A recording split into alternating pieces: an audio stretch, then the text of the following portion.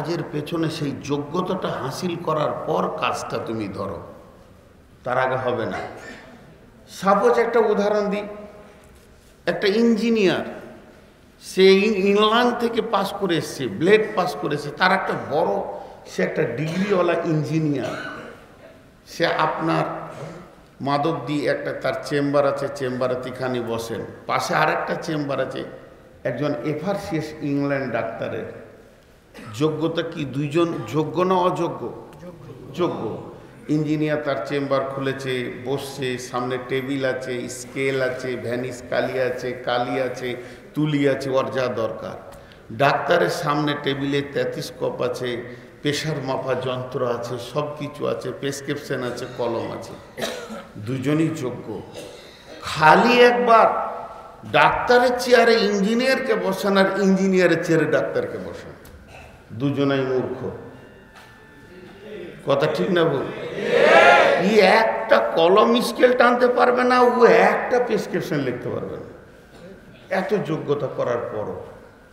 এর জন্যে একজন বড় পণ্ডিত বলছে, দুনিয়াকে জিতনা কাম হ্যায় কাবিলিয়াত সে হতে হ্যাঁ।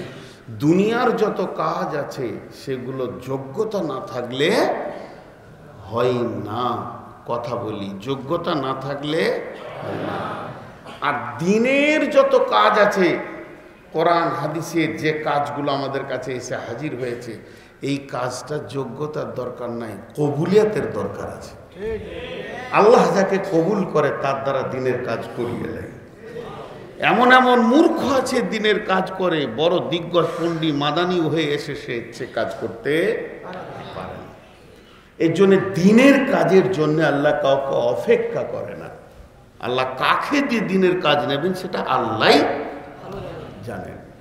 জাকির নায়ক একদম মাদ্রাসার মুখ দেখলে না, মাদ্রাসায় মক্তবে আমাদের মতো করে গতানুগতিক পড়লো না, কিন্তু আল্লাহ দিনের কাজ নিয়ে নিল ওর দ্বারা, কেউ রুখতে পারেনি।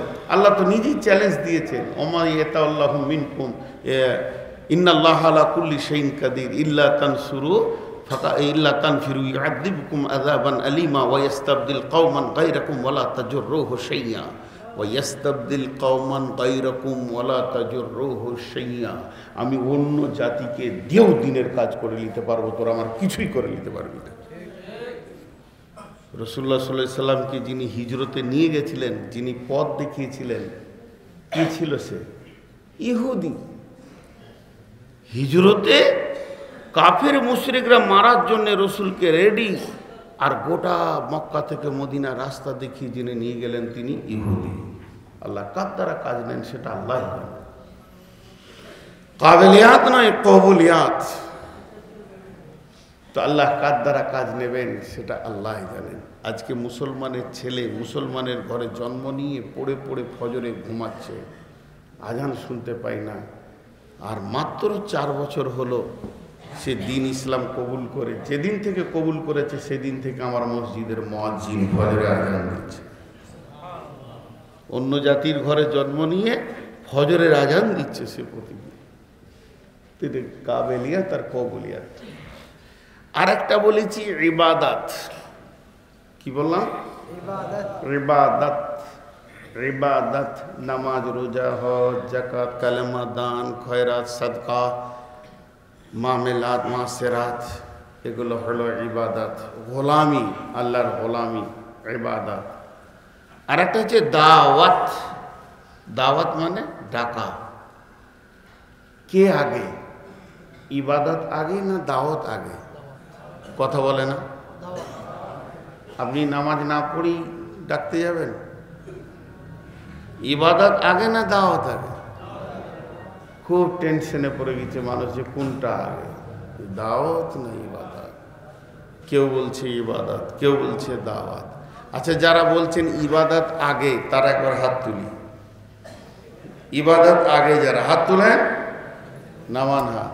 যারা বলছেন দাওয়াত আগে ওরা হাত তুলেন, মাশাআল্লাহ। আর যারা হাতই তুললেন না ওরা কে? জি, হানফিদের সঙ্গে আইলাদিসের ঝামেলা চলছে, বুঝছেন? এটা আমি দেলোয়ার হোসেন সাইদির বায়ানে শুনেছি।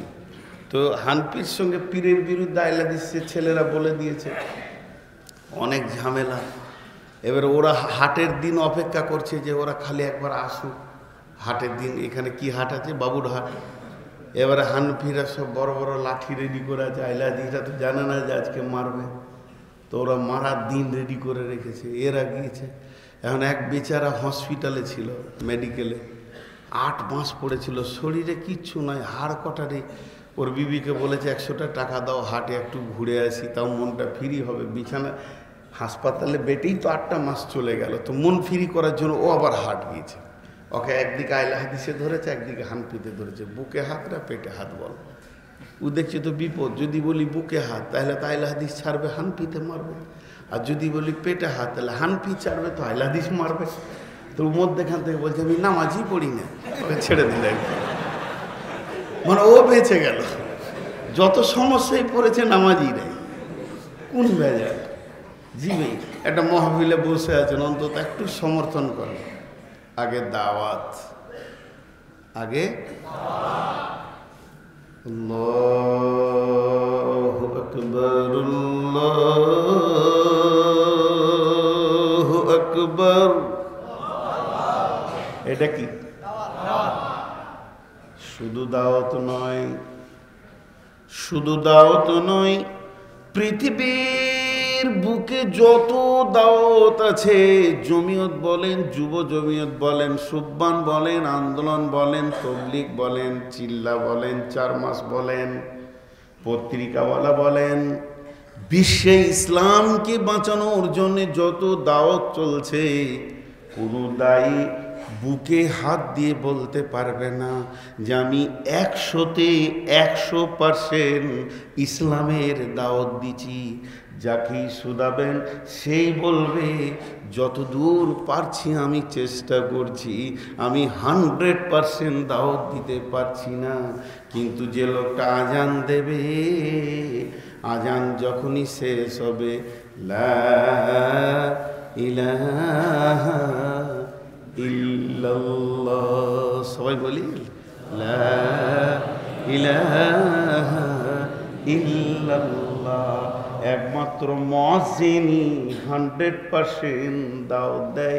ইনার দাওয়াতে 1,00,000 ভাগের 1 ভাগও কম হয় না। আমার নবী যেমন দাওয়াত বলেছেন ওই দাওয়াতটাই মুয়াজ্জিন দেয়। তার কারণ কেন কম হয় না? ইনার দাবি 100-তে 100 কেন হবে? শুনেলেন কে বলেছেন? কে বলেছেন? নবীজি বলেছেন, নবীজি বলেছেন। সবাই বলেন আল্লাহুম্মা রব্বা হাজিহি দাওয়াতি তাম্মা। হে আল্লাহ আমাদের রব, এটাই হলো পরিপূর্ণ দাওয়াতে তাম্মা। পরিপূর্ণ দাওয়াত মুয়াজ্জিন দেয়। বাকি যারা তবলিগ করছে সামান্য কিছু ইসলামের সাহায্য করে, পরিপূর্ণ দাওয়াত দেয়। শুধু আজানটা যদি ব্যাখ্যা করা যায় 2 ঘন্টাই শেষ হয়ে যাবে। ছোট্ট করে একটু আপনাদেরকে শোনাবো। তার আগে আল্লাহ 2টি প্রশ্ন আপনাদের কাছে ছুড়ে দিই। আল্লাহ তাবারাক ওয়া তাআলা বলছেন, আম খুলিকু মিন গায়রি শাইইন আম হুমুল খালিকুন।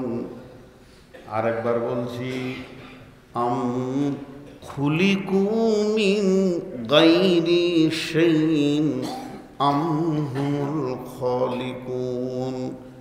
শেষবারের মতো ইন্টারেস্ট দেওয়ার জন্য বলছি, হৃদয় থেকে শুনবেন বন্ধু আমার। আমরা কে, আমাদের পরিচয় কি, এক্ষুনি পেয়ে যাবেন। আম খুলিকু মিন গায়রি শাইইন আম হুমুল খালিকুন। আল্লাহ আমাদেরকে বলছে, হে আমার গোলামের দল, তোমরা কি তোমার স্রষ্টা তুমি নিজে? তুমি নিজেকে কি নিজেই বানিয়েছ? পৃথিবীতে আসার ব্যাপারে তুমি কি তোমাকেই বানিয়েছ, না তোমার পেছনে কোনো স্রষ্টা আছে? যে তোমাকে পাঠিয়েছি যদি তুমি নিজেকে নিজে বানিয়ে থাকো তাহলে তোমার রুজির ব্যাপারে, তোমার হায়াতের ব্যাপারে, তোমার মতের ব্যাপারে, তোমার দুঃখের ব্যাপারে, তোমার সুখের ব্যাপারে তুমি নিজেই মালিক, তোমার মালিক কেউ নাই। তবে যদি তোমাকে কেউ পাঠিয়ে থাকে তাকে একবার খোঁজ করো, সে পাগল না সে সুস্থ মিজাজের। যদি পাগল হয় তোমাকে এমনি এমনি বানিয়েছে, তবে যদি তিনি পাগল না হন তাহলে তোমাকে বানানোর পেছনে তার কোনো একটা স্বার্থ আছে। এই স্বার্থটা তুমি তোমার রবের বানানোর উদ্দেশ্যটা তুমি খুঁজে বের করো। কারণ যে তোমাকে পাঠিয়েছে সে তোমার হায়াতের মালিক, মওতের মালিক, রুজির মালিক, ইজ্জতের মালিক, বেইজ্জতের মালিক। কতদিন তুমি এই বিশ্বে কাজ করবে? তোমার চাকরি জীবন, কর্মজীবন পৃথিবীতে কতদিন থাকবে তিনি নির্দিষ্ট করেছেন।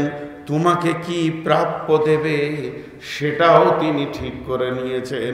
অতএব একবার তুমি ভেবে দেখো, পৃথিবীতে আসার মালিক তুমি নিজেই না তোমার পেছনে মালিক আছে?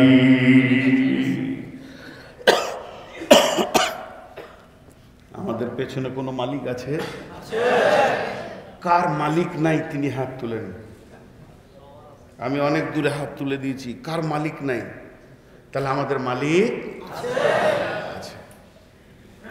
এখন একটা ছোট্ট প্রশ্ন করব, মশা মাছি ছি ছি ছি ড্রেনে কীটগুলো কোনো কাজে লাগে?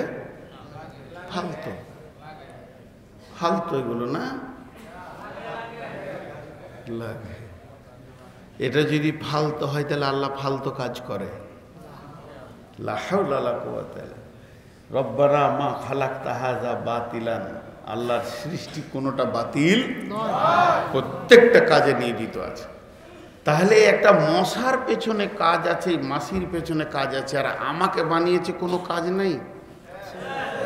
সেই কাজটা কি? সেই কাজটা কি? খাও, কামাও, আর দু চারটা ছেলে পিলে তৈরি করো আর দুনিয়া থেকে চলে যাও। জি না, আল্লাহ তাবারাক ওয়া তাআলা বলছেন, হে মানুষ, তুমি তোমার কাজকে খুঁজে বের করো। তোমার রব তোমার পেছনে পেছনে তোমাকে কাজ দিয়েছেন। তাই আমার আল্লাহ বলছেন, আল্লাযীনা আমানু ওয়া হাজারু ওয়া জাহাদু ফি সাবিলিল্লাহি বিআমওয়ালিহিম ওয়া আনফুসিহিম আ'যামু দারাজাতান ইনদাল্লাহি ওয়া উলাইকা হুমুল ফাইজুন। ইবাশশিরুহুম রাব্বুহুম বিরহমাতিন মিনহু ওয়া রিজওয়ানিন ওয়া জান্নাতিন লাহুম ফীহা খালিদুন। আল্লাহ তাবারাক ওয়া তাআলা বলছেন, হে মুমিনের